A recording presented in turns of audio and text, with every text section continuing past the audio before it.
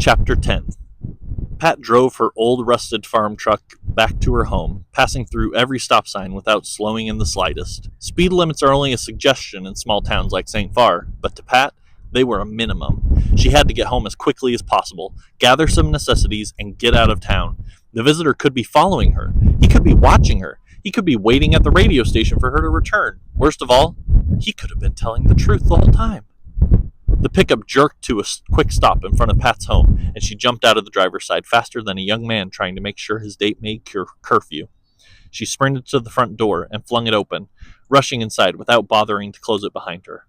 She wasn't even sure what she had come back here to retrieve, but it seemed like maybe she should pack some clothes, a toothbrush, maybe her laptop before she left town.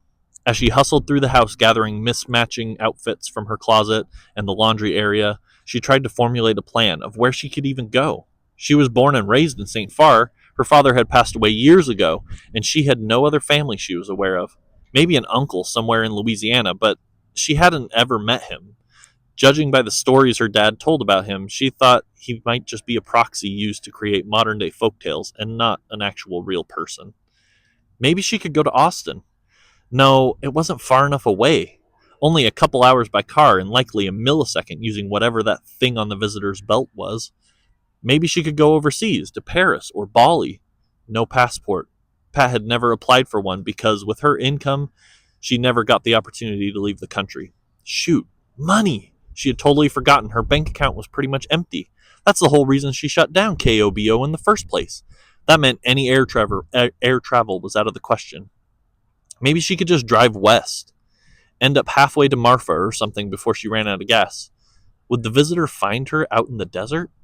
She grabbed her toothbrush, deodorant, hairbrush, laptop, and charger. It felt like she was packing for a business trip that she had completely forgotten about until 30 minutes before the flight boarded. Did she have everything? She wouldn't be able to come back again once she left. St. Farr was the town that she had called home her entire life. It was about to become radioactive because she was radio inactive. She rushed back out the front door of her home, closing it behind her this time, and jumped back into the driver's seat. West.